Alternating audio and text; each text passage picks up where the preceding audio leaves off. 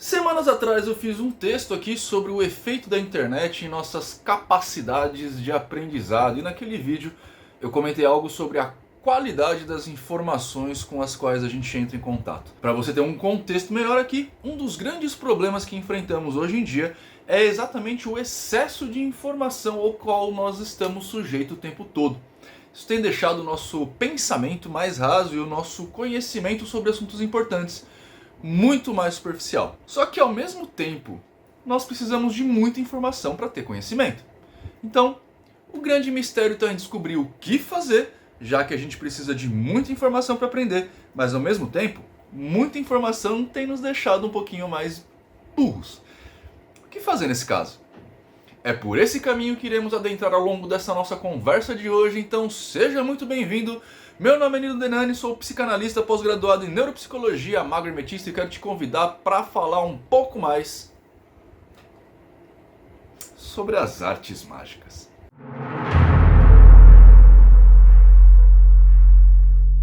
Área temporal, frontal, occipital e parietal. Esses são basicamente as 4 áreas do nosso cérebro que de alguma forma estão relacionadas ao aprendizado. Pois é, a gente precisa de tudo isso para conseguirmos manter o nosso aprendizado e manter o que faz de nós. Mas você sabe o que é aprender? Pois é, essa pergunta é muito necessária para o assunto que a gente vai tratar hoje, porque precisamos delimitar essas coisas aqui. Aprender não é só quando a gente lê algo ou quando lê sobre algo. Aprender é um processo que faz com que nossas competências, habilidades, conhecimentos, comportamentos ou valores sejam modificados como resultado de experiência, formação, raciocínio e observação. A forma como isso tudo acontece é muito debatida ainda no que a gente vai chamar de teoria de aprendizagem. Acho que você entendeu o quão amplo e complexo é isso, certo? Praticamente tudo que a gente faz ou faremos é resultado de um processo de aprendizado, e aprender é algo que a gente faz o tempo todo. Cada segundo a gente observa o nosso mundo e a gente aprende sempre com isso. Sempre que acontece, nossa percepção muda, porque a gente aprende alguma coisa. É isso que nos dá aquela sensação de que quando a gente lê um livro pela segunda vez, nós o lemos de forma diferente. Sim, e isso acontece porque nós somos pessoas diferentes, porque aprendemos um monte de coisas entre uma leitura e a outra. Agora, a gente vai começar a complexificar um pouco mais essa história. Uma das coisas mais importantes para o mecanismo de aprendizado é o que a gente vai chamar de atenção voluntária, que é basicamente aquele momento que nós escolhemos nos concentrar em determinada coisa em determinado momento. Você consegue ler, por exemplo, porque você escolhe prestar atenção naquilo. Sacou? Pois é. Como isso acontece biologicamente falando? O mecanismo do tronco cerebral superior e da formação reticular ativadora ascendente é responsável pela condição mais elementar de atenção, ou seja, o estado generalizado de vigília. No córtex límbico e na região frontal se processam formas mais complexas de atenção, seja voluntária, seja involuntária, pois exige a possibilidade de reconhecimento seletivo de determinado estímulo e a inibição de respostas a estímulos irrelevantes para determinada situação. Os lobos frontais desempenham um papel importante no aumento do nível de vigilância de um indivíduo quando ele estiver realizando uma tarefa. Vai ficar mais fácil, eu prometo. Sendo assim, os lobos frontais participam decisivamente nas formas superiores da nossa atenção. Quanta coisa bonitinha, né? Mas o que tudo isso tem a dizer pra gente no final das contas?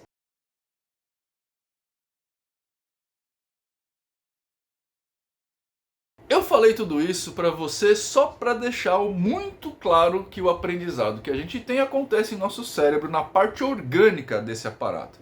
O que quer dizer que, embora a gente lembre de coisas utilizando uma espécie de voz interna, ou ainda recorrendo a algum tipo de imagem que aparece na nossa cabeça, algo que vai até parecer meio mágico se você for pensar bem, tudo isso só acontece porque o nosso cérebro se modifica. Uma memória, uma ideia, uma informação se manifestam através de ligações entre neurônios que se comunicam de forma binária, ou seja, se comunicam entre eles somente com um sim ou não. Para te dar um exemplo melhor, vamos dizer que você quer aprender sobre como se frita batata. Você vê aí um vídeo no YouTube e descobre que tem que cortar a batata e jogar a batata em óleo quente. Excelente. Para isso fica gravado na sua memória você vai utilizar um caminho neural. O neurônio 1 se comunica com o 2, que se comunica com o 3, que por sua vez se comunica com o 4, e por fim o 4 vai se comunicar com o 5. Beleza, temos um aprendizado aqui. Agora vem o pulo do gato. Quando você vai finalmente fritar essa batata e faz a rememoração do ato, esses neurônios são novamente ativados e a ligação entre eles fica um pouco mais forte. Aí você vê novamente o vídeo e a ligação, o caminho neural fica ainda mais forte. Então você faz novamente batata e esse caminho fica ainda mais forte, criando uma cadeia quase indestrutível entre eles. É a isso que a gente vai chamar de potenciação de longo prazo, ou em algumas literaturas, potenciação de longa duração. Quanto mais nós invocamos essa lembrança, mais forte ela fica, e é exatamente por isso que existem algumas lendas populares sobre o aprendizado. Use uma palavra 3 vezes e ela será sua, ou coisa desse jeito. Na verdade, não há uma quantidade de vezes que você precisa fazer algo para a memória ficar forte, mas com certeza ela fica mais forte cada vez que você a usa. Agora, tem uma coisa aqui muito interessante. O nosso hipocampo, que é um dos lugares responsáveis por guardar informações, tem uma forma muito útil de fazer isso. As memórias que nós temos são feitas através de relações. Informações novas são processadas usando parte de informações antigas, criando coisas novas. A gente vai chamar isso de criatividade. E é aqui, meus amigos, que tudo fica especial. Nós armazenamos uma coisa, geralmente utilizando pedaços de memórias anteriores para criarmos novas relações. O que quer dizer que quanto mais relações semelhantes a gente tem, mais potenciação de longa duração fica forte. Ou seja, para você aprender sobre alguma coisa em específico, fica muito mais efetivo se você aprender as coisas que rodeiam aquela coisa também. Seria como utilizar a avenida neurônios 1, 2, 3, 4 e 5 e também criar vias laterais para deixar esse caminho ainda mais forte. Então, veja seu vídeo sobre fritar batatas, mas também veja de como fazer batata de canoa, batata de forno, batata cozida, como descascar batata, como fazer batata com casca, etc e tal. Compreender essas coisas que são semelhantes ao assunto central, fritar batata, que o cercam de alguma forma, faz com que a potenciação de longa duração aconteça a ponto de deixar seu aprendizado cada vez mais forte. Acho que agora, finalmente podemos chegar à parte do vídeo que é a principal.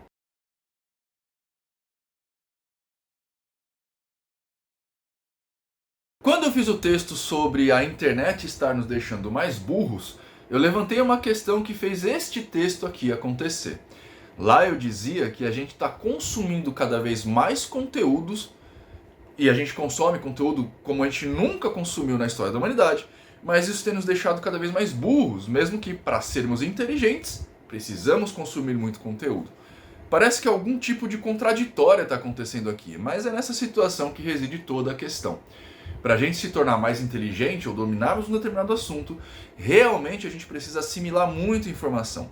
Mas tem que ser informação, como disse na parte passada, que faça com que sua potenciação de longa duração se torne mais forte. Ou seja, a informação a ser consumida precisa ser rodeada por um mesmo assunto. Esse é exatamente o problema com as redes sociais. A gente consome muita informação, mas não é informação de qualidade, porque os assuntos são muito diversos, o que faz com que a gente crie muitos caminhos neurais, mas nenhum deles fica suficientemente forte para se tornar um conhecimento. Aliás, é meio por isso que quem faz uma faculdade, uma pós-graduação e tudo mais, tende a ter mais conhecimento sobre aquele assunto que ele estudou. As disciplinas da universidade fazem exatamente o papel de levar o aluno a circular o mesmo assunto, de formas diversas e por diversos ângulos, criando diversas dessas vias de informações neurais. Quanto mais especializado é a graduação, mais próximo o assunto se torna, mais profundo fica o conhecimento. Por isso que lá no Teoria da Magia, por exemplo, a gente tem uma concatenação de assunto ao longo de mais de 20 módulos, muito bem pensados para que você consiga caminhar pelos diversos temas, com um tema puxando o outro para que, obviamente, cria-se uma forma de fortalecer essas conexões. Uma das diferenças do Teoria da Magia para a maioria dos cursos de magia que existem por aí é que ele foi feito por um educador, ou seja, todo o conteúdo lá é pensado e organizado para fortalecer suas conexões neurais e, além disso, te dar pensamento crítico e te dotar de informação de qualidade para toda a vida. É claro que isso tudo é quando a gente fala de dentro para fora, ou seja, quando falamos com relação à nossa aparelhagem neural. Precisamos levar em conta também, claro, o que vem de fora para dentro e termos em nossas mentes em que estamos pondo os olhos naquele momento. A primeira coisa que você tem que fazer aqui é ensinar seu cérebro a ter dúvidas. Dúvidas são saudáveis, interessantes e elas precisam existir. Se você tem certeza de alguma coisa, então para de ter certeza disso. Isso costuma só ser vergonhoso para pessoas que não estão dispostas a aprender, o que quer dizer que é para a maioria das pessoas. Aqui no Brasil, onde o ensino é sucateado, deixado de lado, né, e o aprendizado é menosprezado geralmente, a gente gosta de ter certeza e a gente fica intrigado quando alguém não tem certeza. É claro, quando eu falo isso, parece que eu estou tentando te incentivar a duvidar da esfericidade da Terra ou da eficácia das vacinas, por exemplo, mas não é bem isso. Eu estou te incentivando a questionar sobre as coisas que você acha que sabe. Por exemplo, você sabe que vacinas são eficientes, não é? Mas você sabe o porquê? Essa é a questão. Se perguntar e fazer isso de forma honesta, e quando essas perguntas surgirem, você precisa saber como encontrar essas respostas. Quais são os mecanismos válidos para você chegar a alguma conclusão? Como compreender a realidade? Como chegar à verdade de alguma coisa? Há diversas formas de você fazer isso e há diversas formas de você encontrar a realidade. A ciência, com seu método científico, por exemplo, é uma dessas formas, mas há outras. A grande questão que você tem que fazer é aprender a procurar. Livros, por exemplo, são um bom lugar? Até que são, mas lembre-se que livros aceitam qualquer coisa, o que quer dizer que não é porque está escrito no livro que é verdade, não importa a velhice desse livro. Relatos também não são lá uma boa fonte de conhecimento, porque em geral os nossos sentidos inventam coisas para convencer a gente do que é mais importante. Vi algo, senti algo, ouvi algo? Não vai por esse lado aí não, mano. Busca outras fontes de conhecimento. Vai ser difícil e confuso no início, isso eu posso te garantir. Mas também posso te garantir que quando você pegar o ritmo da coisa, você vai se sentir mais livre do que você jamais foi.